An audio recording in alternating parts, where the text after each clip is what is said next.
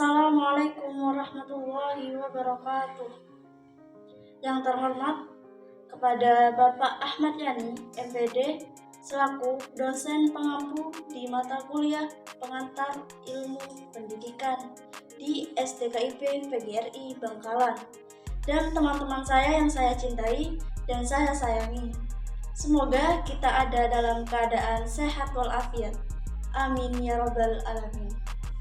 Shalawat serta salam kita curahkan kepada junjungan kita, Nabi besar Nabi Muhammad SAW. Kami dari kelompok 7 akan mempresentasikan hasil kerja kami, yaitu hakikat manusia. Sebelum itu, saya akan memperkenalkan diri terlebih dahulu. Saya atas nama Eva Wulandari sebagai moderator dan presentator. Dan saya didampingi oleh teman saya, yaitu Amalia Wulwani, untuk menyampaikan materi hakikat manusia. Sebelum itu, mari kita simak materi kami. Pada saudara dimohon untuk memperhatikan video kami. Baik, dalam materi kami akan ada material konten, yaitu pengertian hakikat manusia, aspek sifat manusia, dan tujuan hakikat manusia. Pada pengertian hakikat manusia adalah sebagai makhluk sosial antara manusia satu dengan manusia lainnya, memiliki dorongan untuk berinteraksi dan berkelompok demi mencapai kepentingan serta tujuan yang sama. Nah, bersosialisasi itu merupakan upaya diri dalam beradaptasi dengan lingkungan sosial. Kemampuan bersosialisasi dengan lingkungan sosial akan mempengaruhi proses kehidupan selanjutnya. Sikap sosial yang baik dapat menciptakan kerukunan, kenyamanan, dan ketentraman di negara maupun internasional. Sikap sosial yang baik juga bisa digunakan untuk memecahkan masalah. Oleh sebab itu, jiwa sosial pada anak harus ditanamkan dan dipupuk sejak dini. Sumber daya manusia merupakan aset rasional dan sebagai model dasar dalam mewujudkan pembangunan. Untuk menggali dan mengembangkan potensi tersebut diperlukan jasa, yaitu pendidikan. Pendidikan merupakan upaya yang digunakan untuk memperoleh dan mengembangkan pengetahuan, kemampuan, dan tingkah laku. Oleh karena itu, proses pendidikan harus dilakukan dengan benar karena sebagai dasar dalam meningkatkan kualitas sumber daya manusia dan pembentukan karakter manusia. Manusia adalah makhluk ciptaan Allah Subhanahu wa Ta'ala yang dibekali dengan akal dan pikiran. Manusia merupakan ciptaan Allah Subhanahu wa Ta'ala yang memiliki derajat paling tinggi di antara ciptaannya yang lain. Hal yang paling penting dalam membedakan manusia dengan makhluk lainnya adalah bahwa manusia dilengkapi dengan akal, pikiran, perasaan, dan keyakinan untuk mempertinggi kualitas hidupnya di dunia. Selanjutnya adalah aspek sifat manusia. Yang pertama, manusia sebagai makhluk Tuhan. Nah, manusia adalah subjek yang menyadari keberadaannya. Ia mampu membedakan dirinya dengan segala sesuatu yang ada di luar dirinya atau objek selain itu. Manusia bukan saja mampu berpikir tentang diri dan alam sekitarnya, tetapi sekaligus sadar tentang pemikirannya. Namun, sekalipun manusia menyadari perbedaannya dengan alam, bahwa dalam konteks keseluruhan alam semesta, manusia merupakan bagian daripadanya. Manusia berkedudukan sebagai makhluk Allah Subhanahu wa Ta'ala, maka dalam pengalaman hidupnya terlihat, bahkan dapat kita alami sendiri, adanya fenomena. Fenomena kemakhlukan ini antara lain berupa pengakuan atas kenyataan adanya perbedaan kodrat dan martabat manusia daripada Tuhannya. Manusia merasakan dirinya begitu kecil dan rendah di hadapan Tuhan yang Maha Besar dan Maha Tinggi. Manusia juga mengakui keterbatasan dan ketidakberdayaannya dibandingkan Tuhannya yang Maha Kuasa dan Maha Perkasa. Selain itu, menyadari akan maha kasih sayangnya Sang Pencipta, maka kepadanya lah manusia berharap dan berdoa. Dengan demikian, di balik adanya rasa cemas dan takut itu muncul pula adanya harapan yang mengimplikasikan kesiapan untuk mengambil tindakan dalam hidupnya. Yang kedua, manusia sebagai makhluk individu. Sebagaimana Anda alami bahwa manusia menyadari keberadaannya diri sendiri. Kesadaran manusia akan dirinya sendiri merupakan perwujudan individualitas manusia. Manusia sebagai individu atau pribadi merupakan kenyataan yang paling real dalam kesadaran manusia. Sebagai individu, manusia adalah satu kesatuan yang tak dapat dibagi, memiliki perbedaan dengan manusia lainnya, sehingga bersifat unik dan merupakan subjek yang otonom. Setiap manusia mempunyai dunianya sendiri, tujuan hidupnya sendiri, masing-masing secara sadar berupanya menunjukkan eksistensinya, ingin menjadi dirinya sendiri atau bebas bercita-cita untuk menjadi seseorang tertentu dan masing-masing juga mampu menyatakan inilah aku di tengah segala yang ada.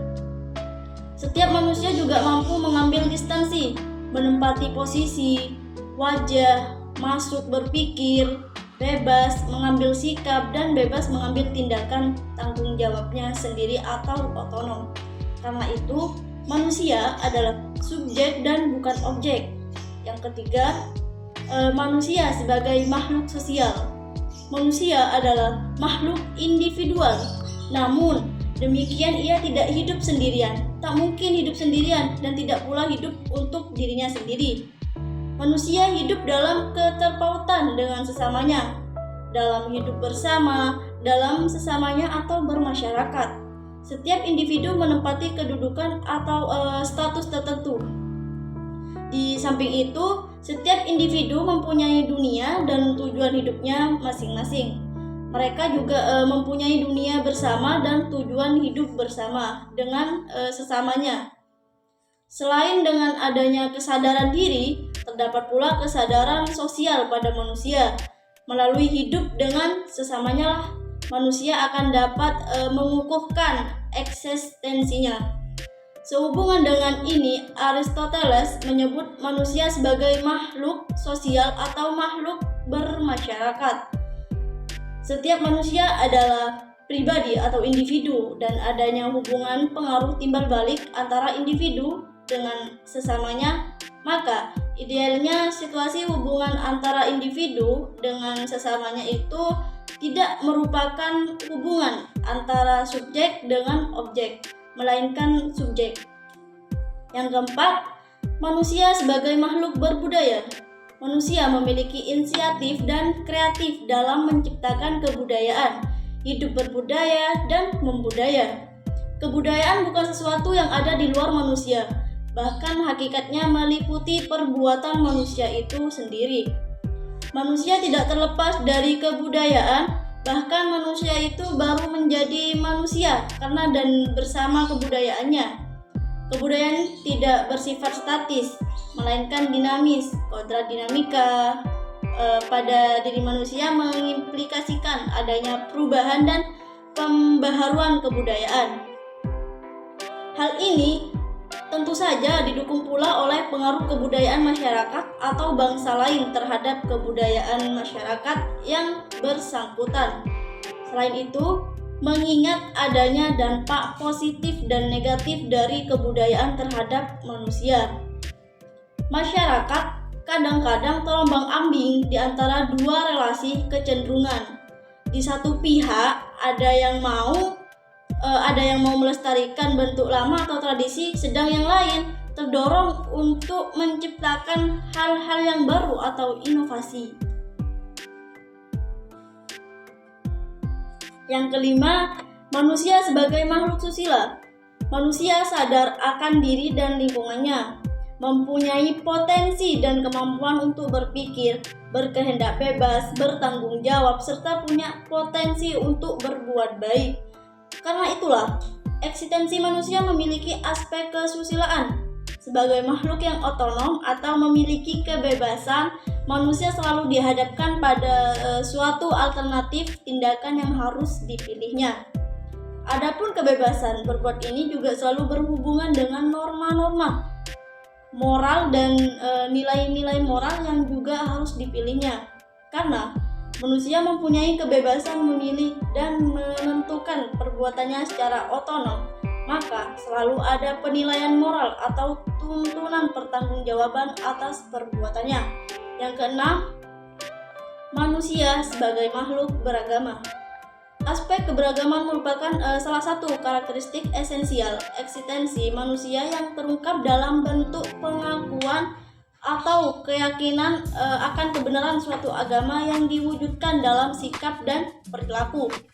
Hal ini terdapat pada manusia manapun, baik dalam rentang waktu atau dulu, sekarang, akan datang, maupun dalam rentang geografis di mana manusia berada. Keberagaman menyiratkan adanya pengakuan dan pelaksanaan yang sungguh atas suatu agama.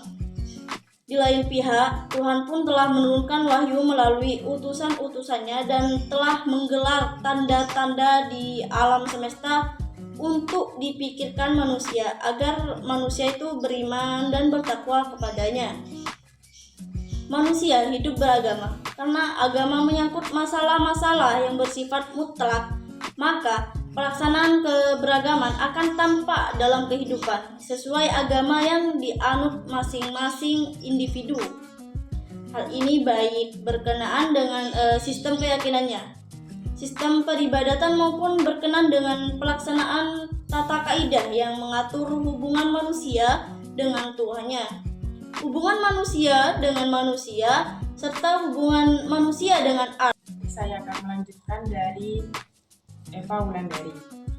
Tujuan hakikat manusia secara terkait dengan pendidikan adalah untuk mengembangkan individu yang mandiri, mampu menjawab diri sendiri dan memiliki kemampuan untuk bertanggung jawab atas keputusan yang mereka ciptakan. Berikut adalah beberapa aspek penting terkait dengan tujuan hakikat manusia dalam pendidikan. 1. Mengantarkan anak manusia menjadi manusia paripurna. Pendidikan bertujuan untuk membantu anak-anak mencapai kemandirian, memahami pengertian diri, dan memiliki kemampuan untuk menjawab diri sendiri. 2. Memanusiakan manusia.